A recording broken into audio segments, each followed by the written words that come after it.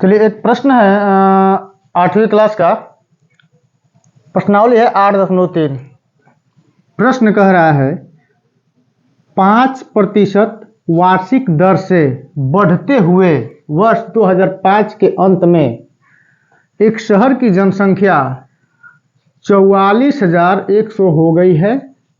बताइए वर्ष 2003 में इस शहर की जनसंख्या कितनी थी। यानी अब पहले का जनसंख्या बताना है कि 2003 में उसकी जनसंख्या कितनी थी। 2005 में हो गया है 44,100 और 2 साल पहले का जनसंख्या बताना है। तो जैसे कि हम लोग चक्रवृद्धि ब्याज का सवाल बनाते आए हैं उसी प्रकार इसको भी हम लोग बनाएंगे। तो सबसे पहले हम जैसे मिश्रधन मान लेते थे कि 2 साल बाद का मिश्रधन क्या होगा, उसी प्रकार 2005 का जनसंख्या हम ए बराबर मान लेते हैं कितना, 44,100 और समय कितना है, 2 साल है। यानी 2005 में से 2003 घटाइएगा तो 2 बचेगा, तो n बराबर 2 लिखेंगे और r कितना है 5%, यानी 5% वार्षिक ब्याज 5% वार्षिक बढ़ोतरी है। और 2003 की जनसंख्या को हम क्या मान लेते हैं, p मान लेते हैं। ठीक, चलिए आगे बढ़ते हैं, लिखेंगे सूत्र से। सूत्र होता है a बराबर p into 1 plus r by 100 का पावर n। या a का वैल्यू कितना है 44,100, हम a को हटाएंगे और उसके बदले लिखेंगे 44,100 बराबर p का मान हमको निकालना है। ठीक, तो p को हम ज्यों का त्यों छोड़ेंगे, 1 को हम ज्यों का त्यों छोड़ेंगे, प्लस r का मान कितना है 5 है, तो r को हटाएंगे और यहाँ 5 लिख देंगे, नीचे आ जाएगा 100 का पावर n। n का वैल्यू कितना है 2 है, यहाँ हम लिखेंगे 2। फिर से आगे बढ़ेंगे, या 44,100 बराबर p इंटू, अब देखिए 5 से ये 100 कटेगा कितनी बार में, 20 बार में कट जाएगा, तो सीधे सीधे ये 20 आ गया। 20 का 1 के साथ गुणा करेंगे तो 20, अब 20 से 20 कट जाएगा एक बार में, ऊपर 1 बचा है तो 1 से एक बार में जाएगा, तो 1 से ऊपर 1 में गुणा करेंगे तो 1 हो जाएगा और इसका पावर 2 यानी होल स्क्वायर हो जाएगा। एक स्टेप और आगे बढ़ते हैं, या 44,100 बराबर p इंटू 20 और 1 जोड़ेंगे तो हो जाएगा आपका 21 और नीचे 20 का होल स्क्वायर। आगे बढ़ते हैं, ध्यान से देखिएगा 21/20 का होल स्क्वायर है, यानी इसका 2 बार गुणा करना है। तो ये हम लिखेंगे p इंटू, पहले इसी को लिख देते हैं, इसको बाद में लिख देते हैं, कोई मतलब नहीं है, बीच में बराबर है। ठीक है ना, या तो पहले इसको लिखेंगे या पहले इसको लिखेंगे। ठीक है, हम अपने सुविधा के अनुसार लिख सकते हैं इसको। आगे बढ़ते हैं, p इंटू हो जाएगा 21 गुणे 21 और नीचे आ जाएगा 20 गुणे 20, क्योंकि होल स्क्वायर है, होल स्क्वायर यानी इसका पावर 2 है तो 2 बार गुणा होगा।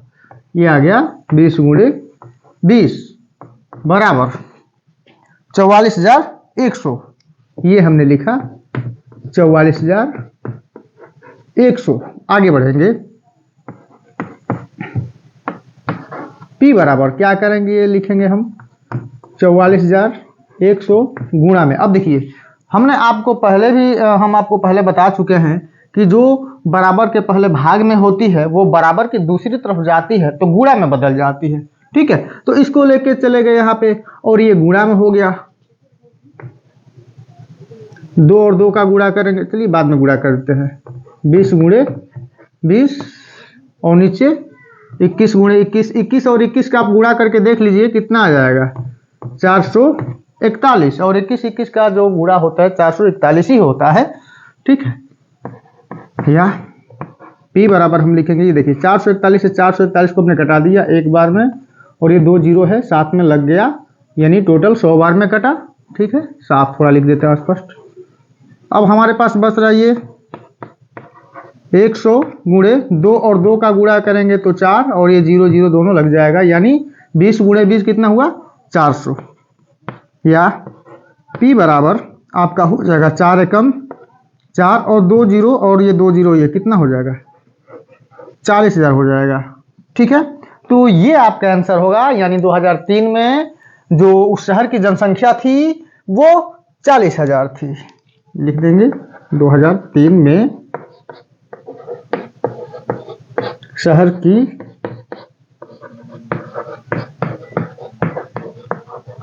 जनसंख्या 40,000 थी। चलिए आप लोग इसको एक बार अच्छे से देख लीजिए और स्क्रीनशॉट ले लीजिए।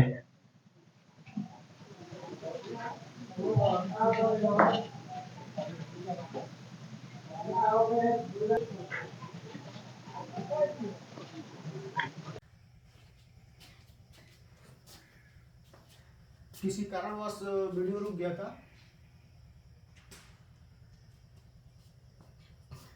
चलिए शुरू करते हैं। अब प्रश्न नंबर 11।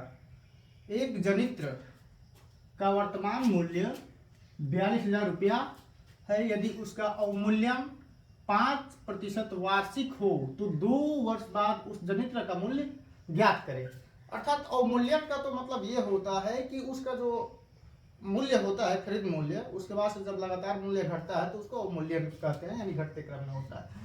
तो P बराबर मान लेंगे 42,000, R क्या हो गया आपका 5% हो गया, N हो जाएगा 2 साल।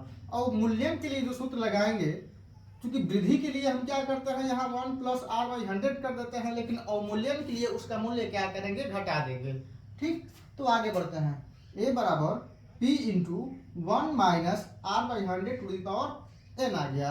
आगे बढ़ेंगे, फिर A बराबर क्या हो जाएगा, ये 42,000 गुणे 1 - 5 का मूल्य कितना है, ये जो है अवमूल्यन कितना हो रहा है, 5% हो रहा है। तो हम यहाँ लिखेंगे 5% बट्टे 100, 5 से 100 भाग देंगे, 20 बार में जाएगा। फिर आगे बढ़ेंगे, या A बराबर 42,000 गुणे 20 - 1, यानी 20 नीचे आ जाएगा, 20 का गुणा 1 में होगा, 20 और 1 को जो का त्यों हम लिख देंगे। 20 में से 1 जाएगा, 19 बचेगा, और नीचे आ गया 20, यानी 19/20 का होल स्क्वायर। और ये P का वैल्यू कितना है, 42,000, जो जनरेटर का वर्तमान मूल्य है।